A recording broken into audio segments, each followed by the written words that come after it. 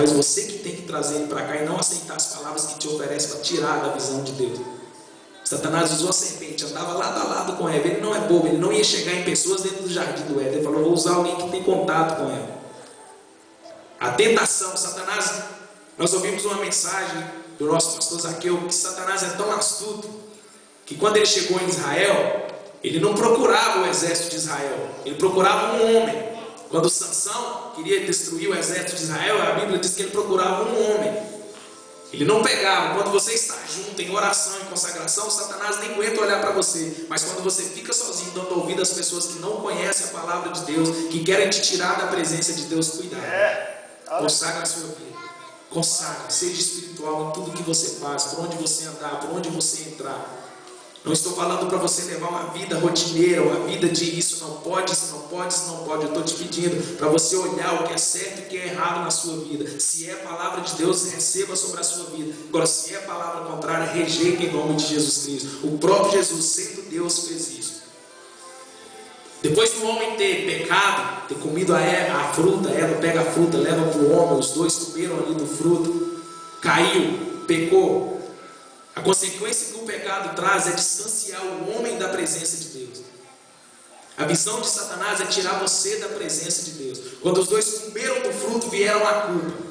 A Bíblia diz que o que eles fizeram? Eles se esconderam rapidamente, pegaram alguma coisa, deram um jeito de tampar as suas nudez, abriram seus olhos, eles viram que eles estavam nus e eles se esconderam da presença de Deus. Quando você peca, a comunhão que você tem com Deus, ela é interrompida automaticamente. Quando você comete um ato pecaminoso, você automaticamente está interrompendo a sua comunhão com Deus. O perigo não é nós pecarmos, o perigo é nós não reconhecermos que estamos pecando, que somos pecadores e ficarmos no mesmo pecado, cometendo o pecado, achando que não tem problema, achando que não tem perigo. Cuidado, porque aquilo que Deus quer é ter contato com você, é ter comunhão com você, é andar com você, é falar face a face com você, é te dar revelações, é te fazer prosperar, é te fazer marchar de cabeça erguida, dizendo eu bem sei quem tenho crido, é de ter contato íntimo com você. Foi para isso que Deus criou o homem, para que ele tivesse alguém em que ele pudesse confiar, em que ele pudesse ter contato. E nós sabemos que desde quando Deus criou até os dias de hoje, Satanás vem tentando interromper a nossa comunhão com Deus. O que vale mais na sua vida? A comunhão com Deus ou o seu bem-querer? Há algumas frases que estão sendo usadas hoje, Satanás está usando ela hoje, para confundir as pessoas do que é pecado e entre o que não é pecado. Por exemplo, se você quer saber se aquilo que você está fazendo é certo diante dos olhos de Deus, a pergunta que você deve fazer é se isso está agradando a Deus, isso está de acordo com a vontade de Deus. Porque se você faz essa pergunta, automaticamente você vai saber o que é a vontade de Deus na sua vida. Mas Satanás pegou essa pergunta, isso é certo, isso que eu estou fazendo agrada a Deus, e inverteu ela pelo contrário, isso me convém, isso me traz bem. Nem tudo que nos convém é da vontade de Deus. O apóstolo Paulo disse: aquilo que eu quero, eu não faço, e aquilo que eu não quero, eu faço. Nós temos que tomar cuidado e perguntar: isso é certo, isso agrada a Deus? Não preocupar, isso me convém, isso está me fazendo bem? Se está te fazendo bem, talvez você fale: não, está me fazendo bem, Deus não quer me ver triste, Deus não quer me ver de cabisbaixo. Se está me fazendo bem, é da vontade de Deus. Nem tudo que faz bem é da vontade de Deus. Nem tudo que faz bem é da vontade de Deus. Pergunta, chega diante de Deus: Deus, o que eu estou fazendo está te agradando? Você vai ver, existe algo dentro do ser humano que o homem não conhece, o homem não consegue ler, nem Satanás consegue ler, só Deus, que é a nossa consciência, o nosso pensamento. Isso te acusa na hora se você fazer uma pergunta dessa: Deus, isso está te agradando? E se a sua consciência te condena, não é só a sua consciência, é o Espírito Santo de Deus pedindo para você: para. A sua comunhão está sendo interrompida. Para enquanto é tempo. Deus quer andar conosco. Deus quer ter a vida. Quer ver as nossas vidas em contato com Ele. Como Deus falava com Moisés face a face. Como Deus tinha Enoque como seu amigo. Como tinha Enoque que andava com Ele. E a Bíblia fala que era Enoque que andava com Deus. O interessante que eu admiro nessa passagem é que Enoque andava com Deus. Hoje nós pedimos: Deus, vem andar comigo, Deus, vem ficar comigo, Deus, vem trabalhar comigo. Não, é você que tem que andar com Deus, seguir os passos de Deus, seguir a vontade de Deus, abrir o seu coração para Deus, para que você possa estar de acordo com a vontade de Deus. Tem uma coisa que eu escrevi aqui que eu achei muito interessante. Alguns comentadores, eles sustentam que antes da queda do homem, eles estavam vestidos com uma auréola ou um traje de luz, que era um sinal da comunhão com Deus e do domínio do Espírito sobre o corpo. Quando pecaram, essa comunhão foi interrompida. Alguns historiadores, alguns comentadores acreditam que o homem, havia sobre ele uma luz tão forte, uma glória tão forte de Deus, que dominava o Espírito que estava dentro do homem. Mesmo ele sendo carne, quem prevalecia era o Espírito. Nós sabemos que a nossa carne é fraca, mas antes do homem pecar, era o Espírito que tinha total liberdade sobre o corpo, sobre a matéria, sobre a carne. Quem mandava, quem dava as ordens, era o lado espiritual do homem. Mas quando eles pecaram, isso foi interrompido. E nós sabemos que hoje é a nossa carne que faz guerra contra o nosso Espírito. É muito mais fácil a gente andar pela vontade da nossa carne do que pela vontade do Espírito. É muito mais fácil obedecer à vontade da carne do que obedecer à vontade do Espírito. E isso, antes da queda do homem, era o contrário. Era o Espírito que dava as ordens para a carne. Você vai fazer isso, você vai fazer aquilo, você vai fazer aquilo. Hoje é a nossa carne que quer dar ordens para o nosso Espírito.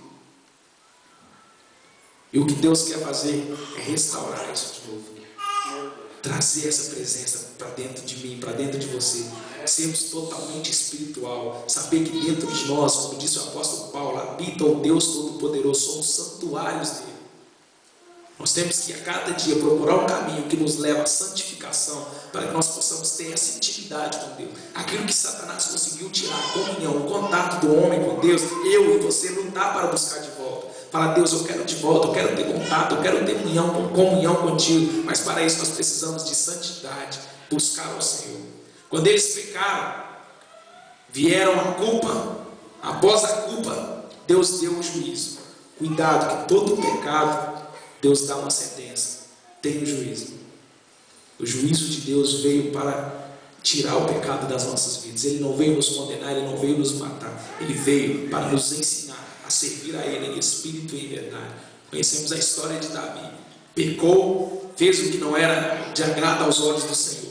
Mesmo Deus considerando ele um homem segundo o seu coração, o próprio Deus diz: achei a Davi um homem segundo o meu coração. Segundo os nossos pensamentos, nós podíamos falar assim: não, se Davi era amigo de Deus, era íntimo de Deus, segundo o coração de Deus, Deus podia ter passado um pano lá e não cobrar tanto igual cobrou dele, não, mas o juízo veio.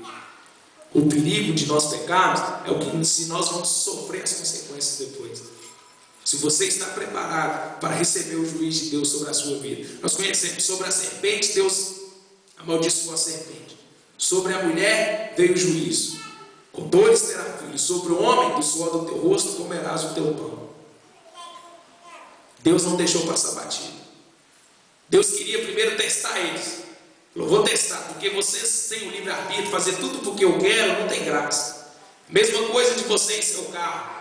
Você entra no seu carro, que é uma máquina, e dirige ele para onde você quer, leva ele para onde você quer. Se você dormir no trânsito, você sabe o que acontece, você vai bater, provocar um acidente. Agora imagina você, se tem um carro, que você entrasse dentro dele, e ele já te falasse: não, meu senhor, eu vou te levar onde o senhor quer hoje. Não, senta do lado do passageiro, eu vou levar sozinho. E te guiasse para onde você quisesse, você tranquilo. Era o que Deus queria. Que o homem não fizesse nada para Deus, porque ele era Deus. Deus queria que o homem tivesse o livre-arbítrio. Para isso Deus plantou a árvore no meio do jardim, para testar. Deus não queria uma máquina, Deus queria um adorador. Deus queria uma pessoa que tivesse comunhão com Deus por livre e espontânea vontade.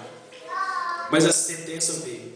E o mais interessante é que nos 3 primeiros capítulos de Gênesis, se você ler ele cuidadosamente, você vai ver que ele é quase um resumo da Bíblia de Gênesis a Apocalipse. Nós vemos a criação, nós vemos a queda e vemos também a redenção, a provisão de Deus para trazer o homem de volta à presença de Deus. Os 3 primeiros capítulos de Gênesis nos dão um resumo todinho da Bíblia. Qual era o plano de Deus com tudo? Deus criou tudo, haja. Chegou no homem e falou: agora vamos fazer o homem segundo a nossa imagem e semelhança. Deus cria então o homem, a criação perfeita. A Bíblia diz que Deus olhou e viu que tudo era bom, tudo era perfeito, tudo estava de agrado aos olhos de Deus. Mas depois Satanás conseguiu entrar no meio da criação, entrou na vida do homem e conseguiu tirar a comunhão de Deus. O homem caiu. E nós conhecemos que quando Deus vai procurar Adão e Eva, os dois estão nus, eles se escondem de Deus. Quando uma pessoa ela está em pecado, a primeira coisa que ela tenta fazer é se esconder. Quantas vezes nós conhecemos pessoas que não querem vir mais na igreja? Eu costumo dizer o seguinte: ninguém desvia de um dia para o outro. Quando alguém desviou, chega fulano de tal desviou, já estava desviando há muito tempo. O Satanás